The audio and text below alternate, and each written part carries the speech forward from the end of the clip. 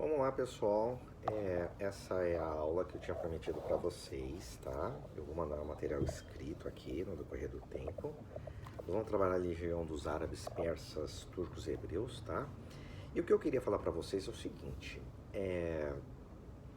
o trabalho dessa legião, ele é muito importante porque, primeiro, porque ele está ancorado na egrégora do Oriente, tá? E vai trazer algumas percepções. Vocês vão ver que tem energia do preto velho, tem energia do caboclo, tá? Mas quem dá cobertura é o Oriente e estes espíritos vão se manifestar trazendo os conhecimentos dessas religiões, dessas regiões que eles viveram e trabalharam em algum momento da história espiritual deles, tá? A gente tem que entender a gente tem que ter uma abertura muito grande e tem que abrir a nossa cabeça para começar a aceitar essas coisas, mas um olhar também lá para trás para verificar que muito do que vocês já praticam já tem influência do Oriente. É que vocês não prestavam atenção, né? Não aprofundavam. Então, quem é o chefe dessa legião é Pai Jimbaruê, tá? É uma legião de antigos sacerdotes persas e árabes, tá? Também tem os derviches sufis, que eu já vou explicar. Tem a presença de guerreiros, nômades, de marroquinos, de ex-escravos muçulmanos, os malês, que viveram aqui no Brasil, vou explicar. E tem uma subfalange de rabinos e cabalistas, tá? E também de médicos árabes. Olha que legal, né? Quando a gente não fica fechado, a gente percebe que o espírito trabalha onde tiver a demanda. E vocês vão ver que aqui tem espíritos exímios no combate também a vários tipos de demandas e a várias solicitações. O símbolo sagrado para estes espíritos é a estrela de 6 pontas, ou o selo de Salomão, ou a estrela de Davi, tá? Que representa o Oriente Médio. Essa estrela ela é muito importante porque ela trafegou em várias religiões, e vocês vão ver que a estrela de 6 pontas, na verdade, tem 12 conexões que representam as 12 tribos de Israel, né? Ou 12 grandes caminhos, ou 12 grandes arquétipos, tá bom? É um símbolo que para o Velho Testamento leva muito podemos assim dizer, a orixá Xangô e a Yahvé no Velho Testamento, porque é o que dominava o fogo para o povo judeu, era o Deus do fogo, né? Então a gente começa a fazer as analogias e ele era responsável pela espada flamejante, né? Yahvé no Velho Testamento para o povo hebreu, que era o nome designado para o antigo povo judeu, tá?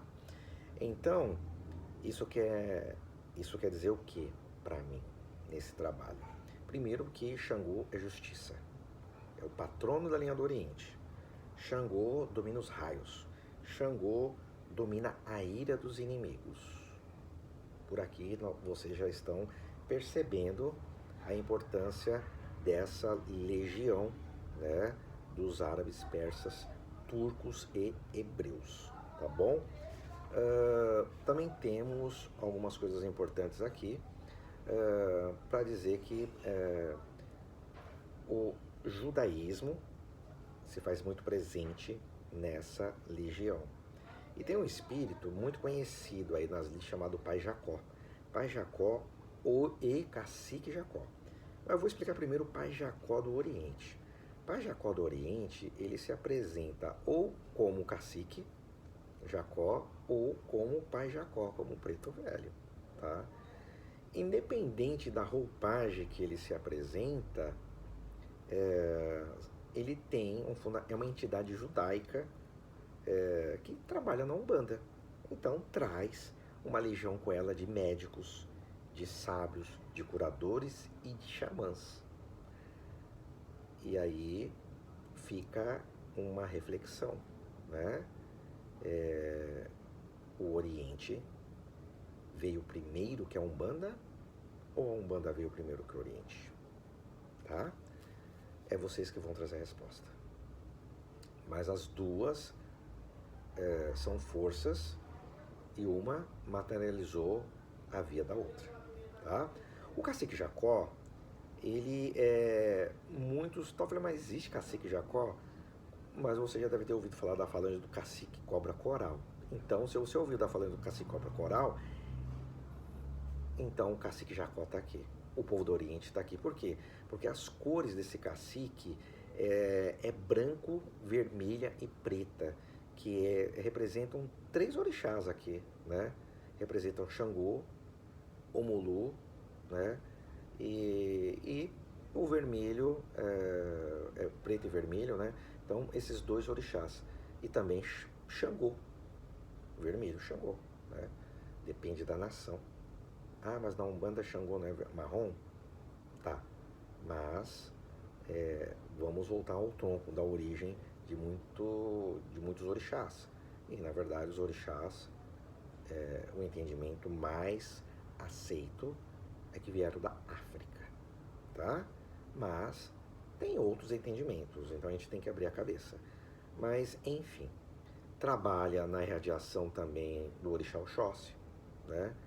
E tem o símbolo do cacique cobra coral, uma cobra, e a cobra é o Xumaré, ou Xumaré, né? Então, fica também um ponto muito importante aqui para você trabalhar. Então, trabalha a radiação em Xogô, é justiça. Trabalha o Molu, transformações, né? Esse trabalho Oxóssi, caminhos. Olha como que é legal. Bom, vamos prosseguindo. Se estamos falando também lá da Ásia, então nós temos que falar também do cristianismo, tá? E o cristianismo, ele foi uma religião que influenciou também na Ásia. Então vocês vão ver espíritos que vão trabalhar com conhecimentos, mesclando um pouco de conhecimento advindo do catolicismo e também com a experiência do Oriente, né? Das invasões que tiveram, a influência cultural que foi levada para esses povos. E por que eu estou falando isso? Porque tem um espírito que foi muito presente dentro da Umbanda, e na verdade acho que ele foi um dos primeiros, que foi o Caboclo das 7 Encruzilhadas, e ele era um sacerdote. E nós estamos falando de uma legião de sacerdotes, de antigos sacerdotes, de rabinos, né, que tinham muitos conhecimentos. Então, para quem não sabe, Caboclo das 7 Encruzilhadas foi um padre, né, chamado Malagrida, e ele foi morto na Inquisição Portuguesa, tá? Porque ele previu o terremoto de Lisboa, então quem quiser se aprofundar é só pesquisar. Mas existem algumas entidades, como Preta Velha Maria Conga, que também foi freira. Então podemos dizer que também Maria Conga também tem algum conhecimento esotérico da linha do Oriente, né? Então existem muitas entidades que encarnaram em algum tempo nas lides católicas, como sacerdotes, como freiras, e agora se fazem presentes na Umbanda. Falando de árabes, persas, turcos e hebreus, eu não posso esquecer do islamismo. E o Islã, a principal figura é o profeta Maomé, né? E para quem não sabe, Maomé nasceu, né, e viveu no século VII, né, e entre 570 e 632 depois de Cristo. Foi muito importante porque o islamismo é muito conhecido e dominante nos países do Oriente Médio.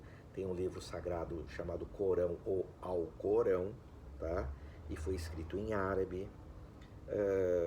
E o mais importante é que muitas pessoas não sabem que Maomé combateu muito o politeísmo, que era a crença em vários deuses. E ele foi perseguido. Teve uma época que ele teve que se refugiar na África. Ele passou pela Etiópia, ele passou pela Nigéria, né? E ele foi parar lá no Congo, no Rei do Congo. E lá ele levou o seu conhecimento, né? E muitas das influências que vocês têm hoje dentro da Umbanda advieram dessa fase do momento que Maomé teve que viver no interior do Reino do Congo. Eu já vou explicar para vocês, tá? Então, Maomé também não sabia escrever, ele recebeu uma intuição, uma mensagem de um anjo chamado Gabriel e passou o livro do Alcorão que, se você não conhece, pelo menos Tranca-Ruas conhece. Ele disse que Maomé, no livro do Rubens Saraceni, chamado Guardião Tranca-Ruas, né, o Guardião dos Caminhos, ele disse que Maomé era de um poder de clarividência e clareaudiência espetacular, tá?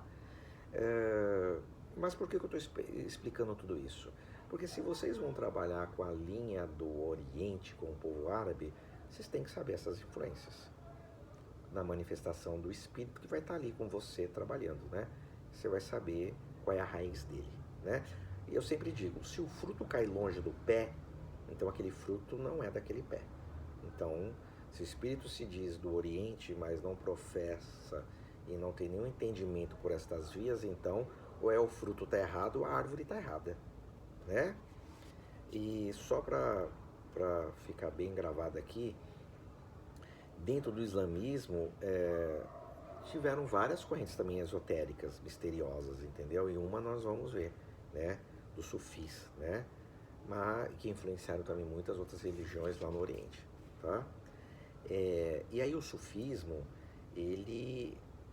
não sei se vocês já viram alguns povos que dançam rodando, né? Com saias, os homens com uns turbantes muito grandes. Eles foram muito presentes no zoroatrismo, né? E eu queria mostrar para vocês que esse rodar deles tem muita semelhança com o rodar dos médios quando estão na gira. Eu queria que ficasse gravado isso. Olha como as coisas vão fazendo sentido. E o símbolo do islamismo é uma estrela crescente e tem uma estrela de 5 pontas. Mas poucas pessoas sabem que o símbolo primeiro do islamismo era a bandeira verde. E o verde é de um orixá, né? Alguém arrisca a mencionar? Segundo, a estrela de 5 pontas foi incorporada nessa estrela muito tempo depois, conforme essas invasões que foram acontecendo, né? Quando a Istambul, que hoje é a Turquia, foi invadida, aí incluir esse símbolo para o islamismo. Mas para não aprofundar, porque isso vai ser tema do material escrito de vocês,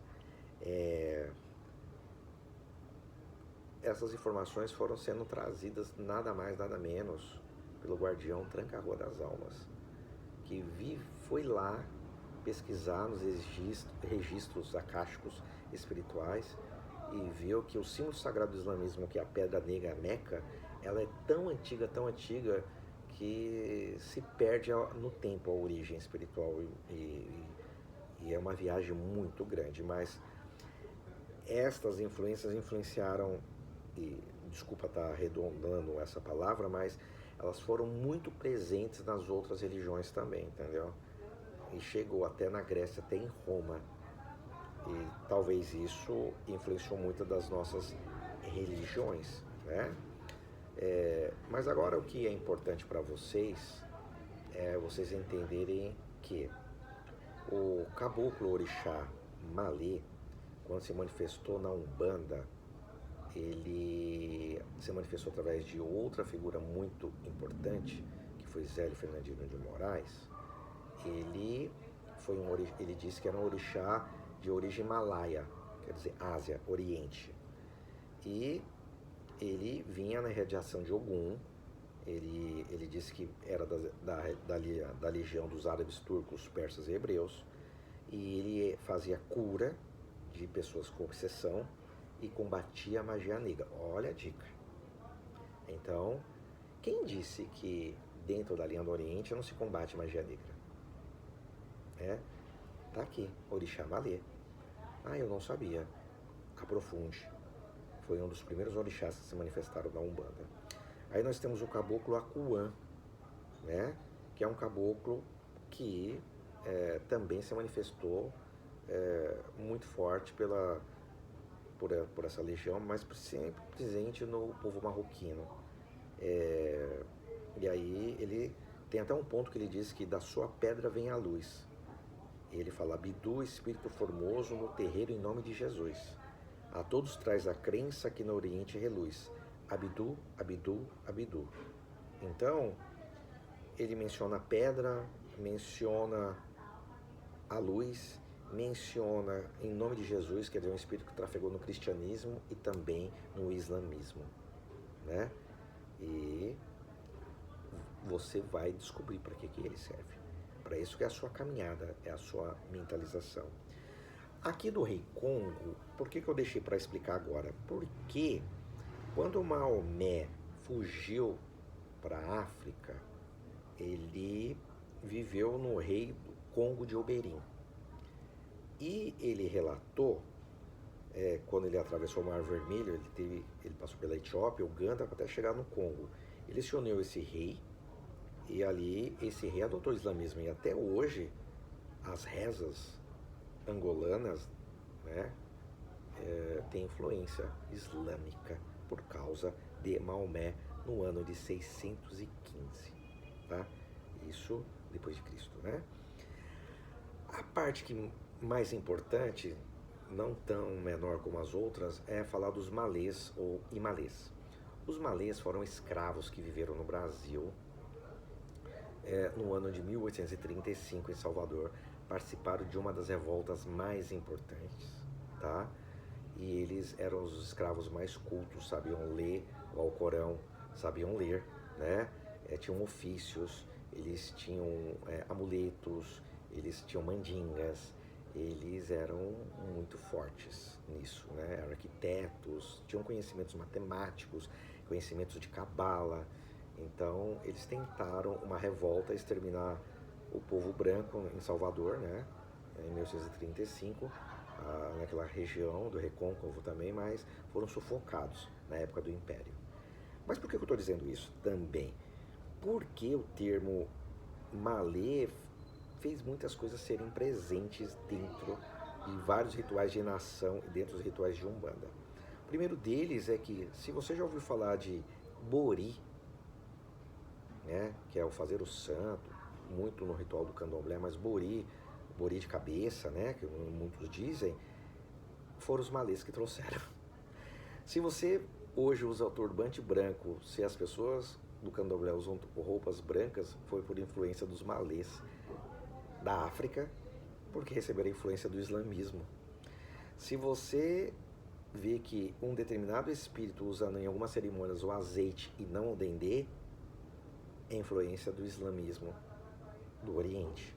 Se você vê o torso turbante, como eu disse, mas se você usa figa, uma figa, ou a mão de Fátima, ou Kamaá, é influência islâmica do povo do Oriente. Então, patuás, mandingas, que eles carregavam patuás, que era o escrito do Alcorão dentro de um saquinho pendurado no pescoço.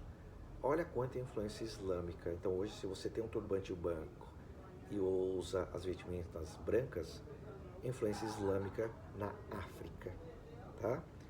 Então, você vai ver muito preto velho trabalhando com esse conhecimento, trabalhando com azeite, trabalhando com mandingas, com patuás, com conhecimentos mais voltados para o Oriente, tá? E não menos do que isso, eu queria falar um pouco do Caboclo Tupaíba, porque é um caboclo que trabalha na radiação do caboclo bacoral, Xangô e Oxumaré, porque ele tem também a cobra como símbolo.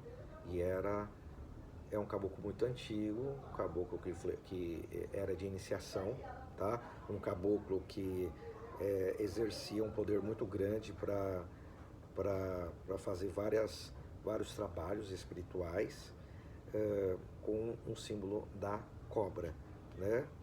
E é um dos símbolos também muito antigo do zoroatrismo, né? Dessa religião persa, né? Que hoje é a atual parte da Turquia, mas também tem uma parte do Iraque, tem um símbolo do raio. O zoroastrismo ele foi muito importante porque ele fazia fronteira com a China, mas ele foi muito combatido depois com as outras conquistas e foi sendo apagado. Mas é um caboclo que tem a estrela de 5 pontas, tem 3 flechas no seu ponto, trabalha em radiação de Xangô para a justiça, trabalha com a Xumaré, que é a cobra, que tem um símbolo muito importante. E aí, o que eu quero trazer para vocês é que é uma falange que trabalha também cruzada com o povo Guarani, né? Então eu estou falando de caboclo. Olha de novo, eu falei do povo do Oriente, pretos velhos, caboclos e estamos aqui falando de Oriente. Então a Umbanda tem muita influência do povo oriental. Mas o mais importante que vocês vão receber é saber que existe uma oferenda, existe uma justificativa para essa legião estar presente, porque é para afastar inimigos pessoais e inimigos da religião, porque eles foram muito combatidos também, né? Foram sendo dizimados. Então, se você precisar quebrar uma força de um inimigo pessoal, que esse você já sabe. Se lá nos indianos nós aprendemos que é para destruir energias negativas, aqui você já sabe quem é a energia negativa e de quem vem. É você traçar uma estrela de 5 pontas, que eu vou passar para vocês, com 5 velas brancas em cada ponta e 5 charutos. Eles não aceitam de forma nenhuma bebidas em suas oferendas, tá? O povo árabe, persa, turco e hebreu aqui, tá? E é dentro desse pentagrama que você vai cantar para o povo e vai conseguir quebrar essa energia, tá? Então, nesse vídeo de 20 e poucos minutos, eu fiz um resumo do que vocês devem saber. Preto Velho pode trabalhar na linha do Oriente com o povo árabe? Pode ser Pai Jacó, pode ser um Preto Velho com influência também malê, né? Porque viveu na Bahia em uma de suas existências. Pode ter caboclo do Orixá Malê, caboclo cacique cobra coral, pode ter o caboclo Tupaíba, pode ter caboclos ou caboclas, né? Pretos velhos e pretas velhas que têm esse conhecimento, podem ter muitas informações, muitas influências islâmicas árabes. E se hoje você tem um rodaro médio, se hoje você tem um turbante branco, se hoje você tem um patuá, e se você não trabalha com dendê, mas com azeite para quebrar energia negativa, você tem o Oriente, né, com esse guia. Então é só você se aproximar e se aprofundar. E eu termino com o ponto para afastar os inimigos pessoais, tá? Tá fumando tanarim, tá tocando maracá, meus camaradas, ajudai-me a cantar. Ai minha gente, flor de oriri, ai minha gente, flor de oriri, em cima da pedra meu pai vai passear, oriri, em cima da pedra meu pai Xangô vai passear, oriri.